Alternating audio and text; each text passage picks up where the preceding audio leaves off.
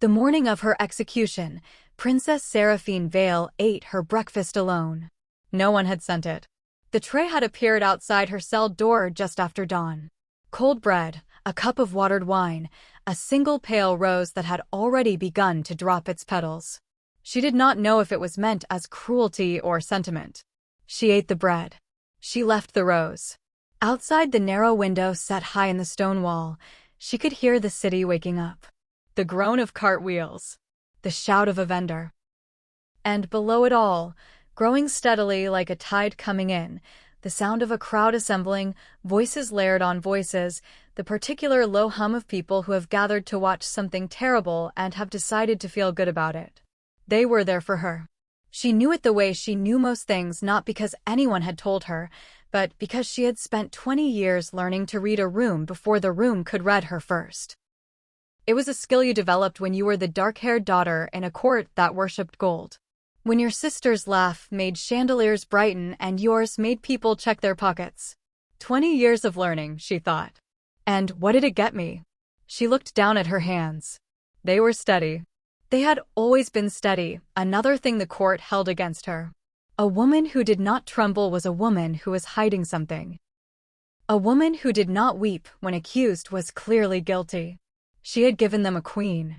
She had stepped back from the throne she had bled and studied and sacrificed for, laid it at her sister Alara's feet like an offering, and said, "It is yours. It was always going to be yours. I see that now." The court had wept. They had called it grace. They had called it proof that beneath the dark exterior, Seraphine had somehow found a heart. 6 weeks later, they charged her with treason. Her father had signed the warrant himself. She had seen his signature on the parchment, the same looping, self-satisfied hand that had signed her name into ledgers and lessons, and the careful margins of the succession war he had designed for his daughters like a sport. King Aldrich, the architect of grief, she thought now. That was what history should call him. But history, she had learned, was written by whoever kept their head. They came for her at the 9th hour. For guards in ceremonial black, which meant her father wanted this to look like justice rather than convenience. Behind them, a priest in gray robes who offered her last rites in a murmur so low and bored that she understood he had done this many times before. She declined. If there was a God listening, she had nothing left to say to him. The walk from the cells to the scaffold took them through the palace's eastern corridor, her father's choice, she was certain. He wanted her to pass the portraits. Hundreds of years of Vael monarchs lined the walls in their gilded frames, their painted eyes following her with the mild disinterest of the already dead. She had spent her childhood in this corridor memorizing their faces, their reigns, their wars. She had thought once that she would add her portrait here, that her name would be in the histories, that her story would be told. She paused before the portrait of her mother, Queen Annette. Her mother had been famous for her weeping. She had wept at festivals, at funerals, at christenings. Her court had called it sensitivity. Her father had called it weakness. Seraphine, who had not been allowed to weep, had called it strategy. Now, looking at her mother's beautiful face, she understood. You could only control people in 2 ways. You could make them fear you, or you could make them feel sorry for you. Her father had chosen fear. Her mother had chosen pity. The guards did not speak to her. She knew 2 of them. One had been her late brother's friend. The other had once carried her to the healer when she broke her arm falling from the library stairs. They did not look at her now. They did not have to. She kept her chin level, her back straight. She would give this crowd nothing they could use. They passed the great doors, and the light hit her, winter light, white and cruel, bouncing off the snow that had fallen overnight and turning the courtyard into something that looked almost holy. The scaffold was black against it. The guillotine rose at its center like a dark altar, the blade already drawn up, catching the morning in a single silver line. The crowd erupted. Some jeered. Some simply watched, mouths open, the way people watch fires without guilt, because the burning was already happening and their watching changed nothing. She scanned the faces. Courtiers she had known since childhood. Merchants who had bowed to her at festivals. A cluster of children pressed against the ropes, too young to understand, too young to look away. And there, in the high gallery above the square, was her sister. Alara stood motionless in a gown of winter white, her golden hair loose, her face, even from this distance, a ruin. She was not performing grief. That was the thing about Alara that had always made Seraphine's anger curdle into something more complicated. She was never performing. She had wept outside the cell 2 nights ago. She had begged. She had said, "I am trying, Fina, I am trying to stop this." Seraphine had told her to stop. She did not know, even now, if that had been mercy or stubbornness. She only knew that she had not wanted to spend her last weeks watching her sister try to martyr herself on guilt that would not save anyone. Their eyes met across the white courtyard.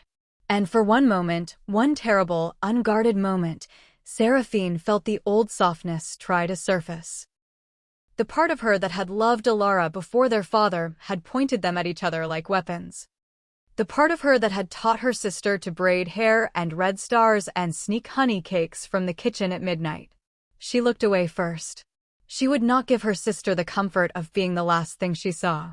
Her father stood like a statue beside Alara, face carved from stone. Not grief, nor regret. Only satisfaction.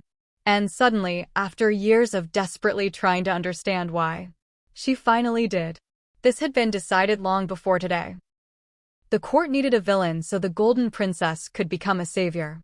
And Seraphine, with her sharp tongue, dark beauty, and inconvenient intelligence, had always fit the role perfectly. The executioner was hooded and enormous and mercifully silent.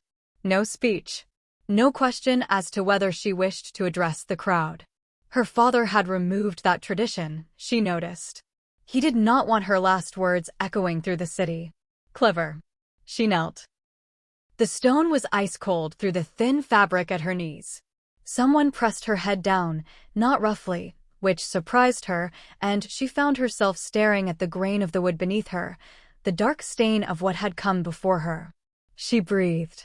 Around her the crowd fell quiet in that specific way crowds do at the final moment, not out of respect, but out of collective breath-holding.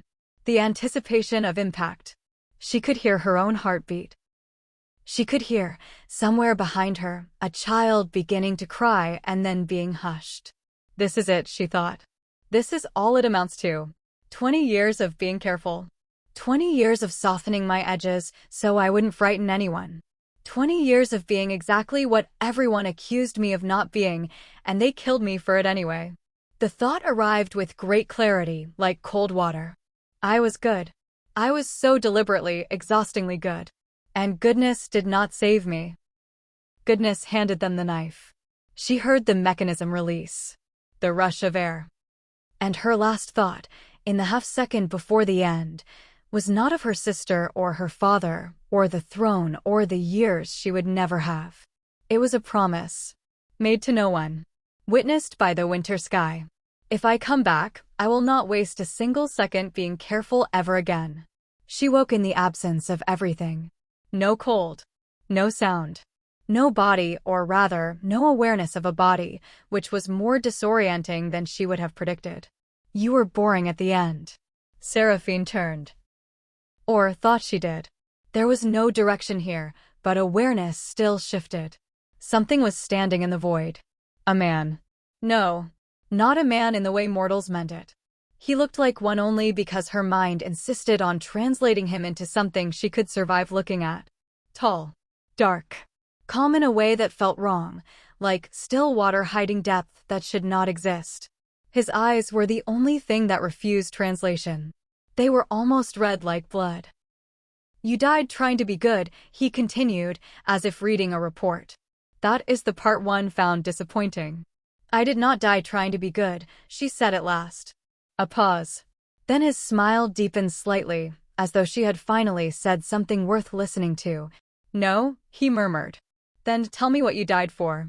She thought of the guillotine, the crowd. Her sister crying beautifully and her father's signature on the parchment. I died because I was useful, she said. To people who needed me to be the villain in their story. And now, he asked.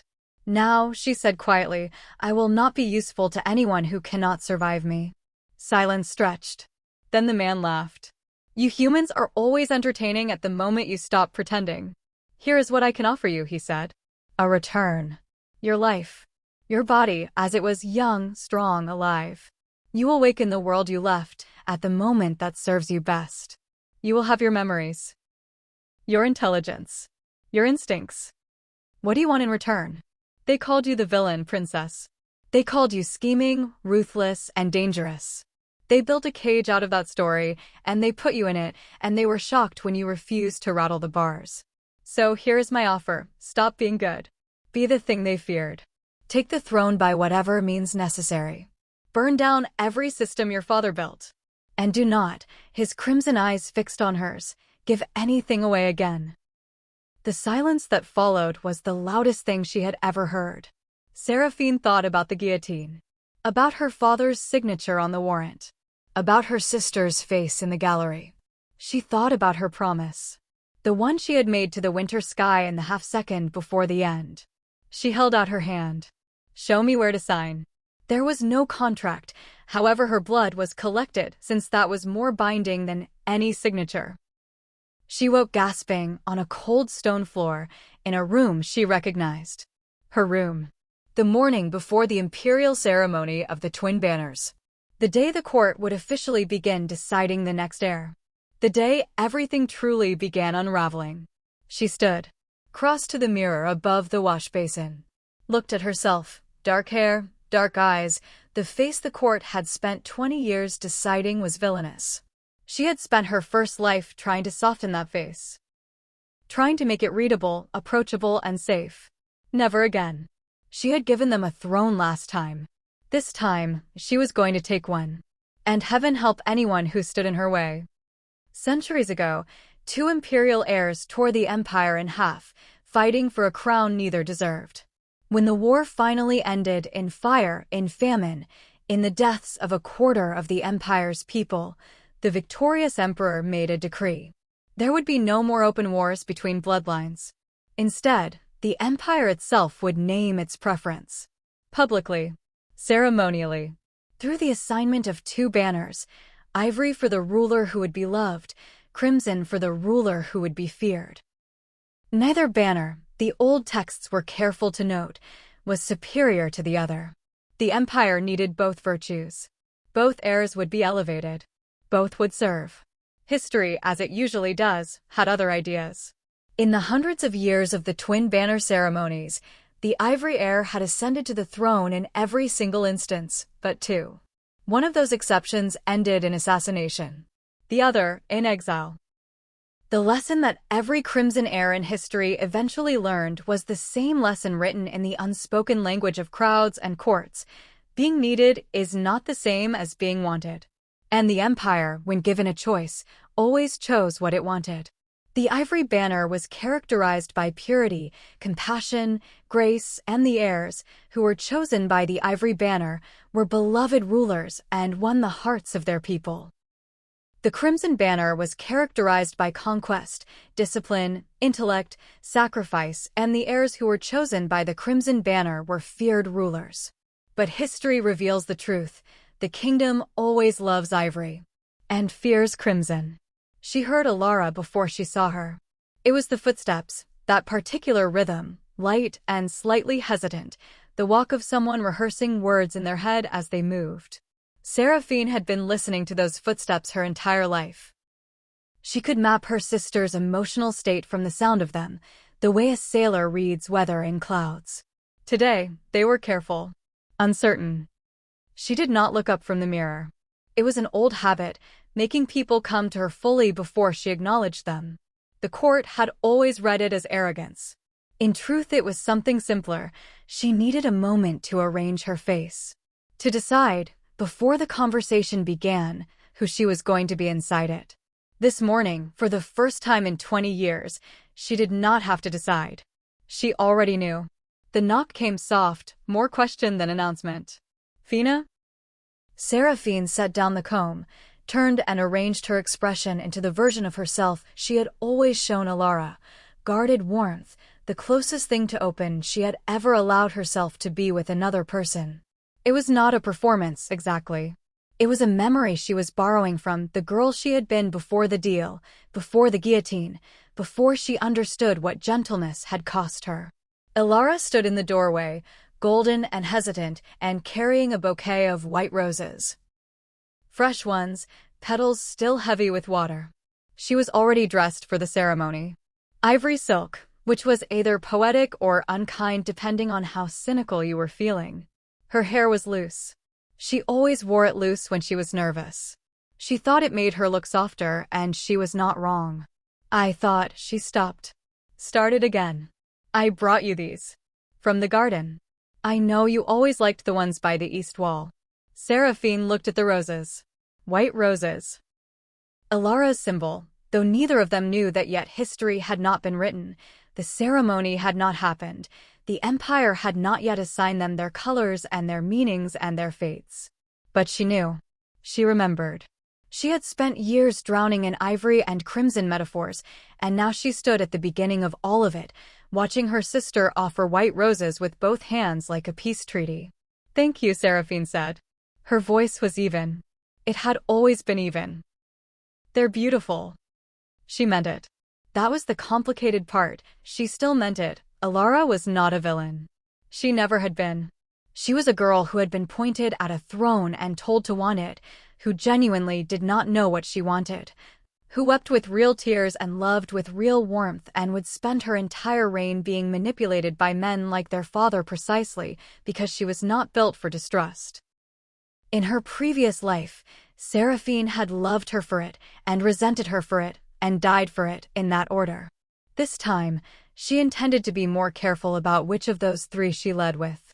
Ilara crossed the room and set the roses in the ewer on the windowsill, already thinking of the practical things, where they would stand, how they would drink, whether the light would hit them well. She had always done that. Small acts of maintenance disguised as affection. "Are you nervous?" she asked, without turning around. Seraphine considered the question with the full weight it deserved. In her first life, she had said yes, or something approaching it, something hedged and quiet that Ilara had rushed to fill with reassurance, with "we don't know what will happen," with "father loves us both," with "the ceremony is just a tradition, it doesn't define you." Seraphine had let herself be comforted. She had sat on the edge of this same bed and let her sister hold her hands and believed, truly believed, that perhaps the ceremony would surprise them. That perhaps the court would look at her record, her intelligence, her years of careful, meticulous, exhausting preparation, and see something other than what they had decided to see. She knew now how that story ended. "No," she said. Ilara turned.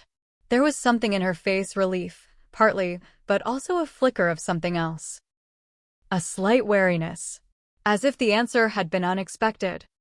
As if the version of Seraphine she had prepared for this morning required nervousness in order to function, and without it, she was not quite sure what role she was playing. "I've been thinking," Ilara said carefully, coming to sit on the edge of the bed. The silk of her dress caught the morning light and turned it gold. "About the ceremony. About what happens after. I want you to know a breath. Whatever they assign, it doesn't matter. To me. You know that." "You won't mean that in 6 months," Seraphine thought, with no cruelty, only the particular exhaustion of knowing. "You'll mean it today and tomorrow and perhaps for a month. And then father will begin, quietly, methodically, like water wearing stone. And you will not even notice you have changed." What she said was, "I know." Ilara reached across and squeezed her hand. Her fingers were warm. She smelled of rosewater and the particular clean soap she had used since childhood. "We go together," Ilara said. "Whatever happens." Seraphine squeezed back. She made her hand warm and her expression open, and she let the moment sit there, unchallenged. "We go together," she thought. "And then we see what together is actually worth." The ivory banner hung from the left frame. 30 feet of silk, so white it was almost painful to look at directly when the ceremony candles were lit. A white that had no warmth in it, cold as first snow, embroidered at its edges with gold thread in the shapes of doves and open palms, and the old imperial sunburst. Beautiful. The kind of beauty that was also an argument. The crimson banner hung from the right. the same dimensions, the same iron frame. But where the ivory was pale and bright, the crimson seemed to swallow light, a red so deep it was nearly black at its edges, the color of old wine, of blood dried on stone. Its embroidery was gold, crossed swords, a raven in full flight, the imperial crown rendered not with jewels, but with thorns. At its center, stitched centuries ago by hands no one remembered, a single word in the old tongue. Scholars translated it as endure. The more honest translation was, survive at whatever cost is necessary. What no historian had recorded, because historians wrote what they were permitted to write, was that the banners were not entirely passive. That on the morning of each ceremony, the palace weavers arrived before dawn and reported the same thing, every generation, without variation, the banners moved. Not in drafts. Not with any visible cause. They shifted toward certain people and away from others, the way a compass needle finds north, slow and certain and without any particular drama. The empire called this the king's divine guidance. The king made his announcement. The court applauded. But the weavers knew. The banners had their own preferences. And the banners had very long memories. In her previous life, Seraphine had not known this. She had stood in the hall and watched her father raise his hand and felt the cold settle into her chest when he pointed, without hesitation, without any visible conflict, toward crimson. She had not known whether the banner had chosen her or whether he had. She had only known the way the court's expression shifted. The wariness. The resigned nods. The particular sympathy without warmth of people who had already decided your ending. She had gone to her room that night and wept. Silently, her back against the locked door. She had allowed herself until midnight. She would not weep tonight. The grand ceremonial hall held 1,000 people. Today it held more. They had come from the provinces, minor lords and their families, merchants wealthy enough to buy access, foreign dignitaries who had sailed weeks for the right to witness the choosing of the empire's banners choose its heir. Seraphine walked the length of the hall at Alara's right side, the traditional placement of the older heir. She kept her gaze forward, her pace measured, her chin at the precise angle she had calculated across a lifetime of practice, the angle that said, I am aware of every person in this room, and I have decided most of them are not worth my full attention. She wore black. She had chosen black this morning with specific care. Not the modest black of mourning.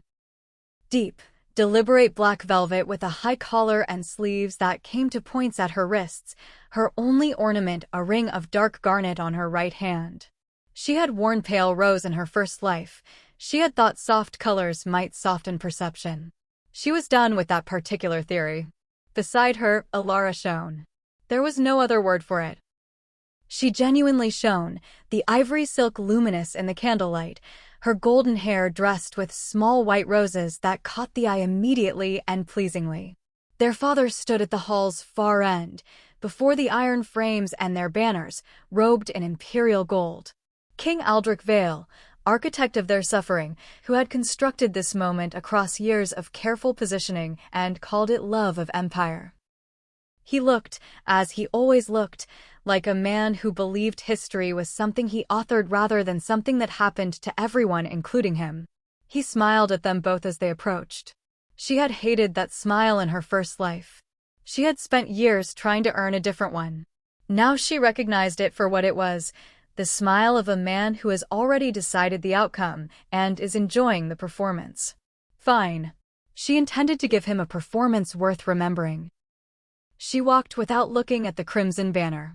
She had learned in her previous life, and in the study she had done, that you did not stare at the crimson banner before your moment.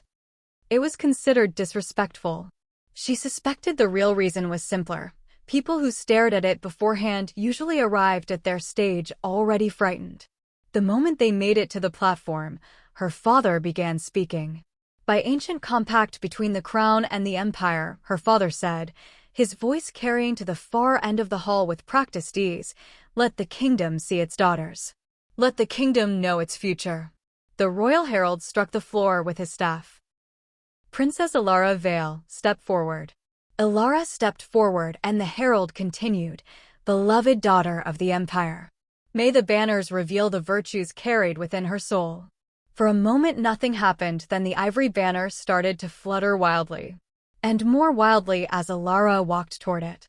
Seraphine had witnessed this before, stood in this exact position, and watched it happen, but it still landed differently than she expected.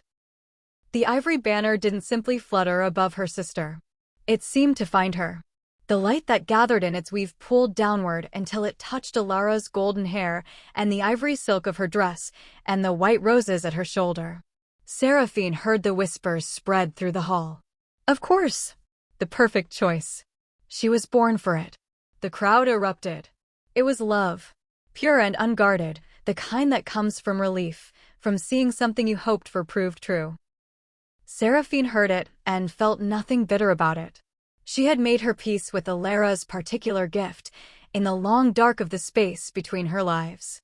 The herald struck his staff again and silence reigned. Princess Seraphine Vael. Seraphine stepped forward. The herald raised his voice. May the banners reveal the virtues carried within her soul.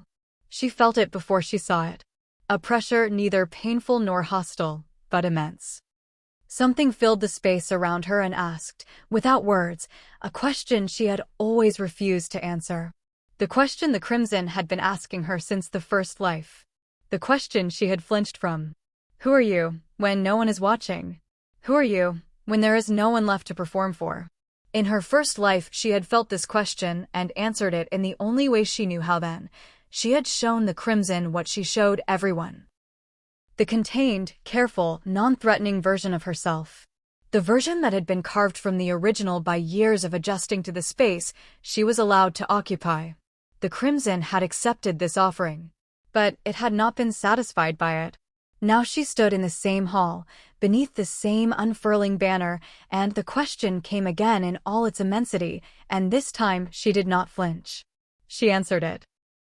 I am someone who was given every reason to be small, and I chose it, and it killed me. I am someone who made a promise to the winter sky with the last second she had left. I am someone who has stood in a space between lives and looked at the shape of what I wasted, and I am not going to waste it again. I am ambitious. I am strategic. I am capable of things the court will not enjoy when they finally see them. I am angry, and the anger is not ugly, it is accurate. It is the correct response to what was done to me. I am the Crimson Heir. I was always the Crimson Heir. And I am not sorry for it anymore. The banner fluttered wildly. The crowd had gone quiet. In her first life, she had stood here and looked at her hands and tried to make herself smaller in the aftermath, tried to give them nothing threatening to respond to. She had smiled a careful, apologetic smile that said, I know you're afraid of this. I'm sorry for it. I'll try not to be what you think I am. She raised her head. This was who she was, and she accepted it.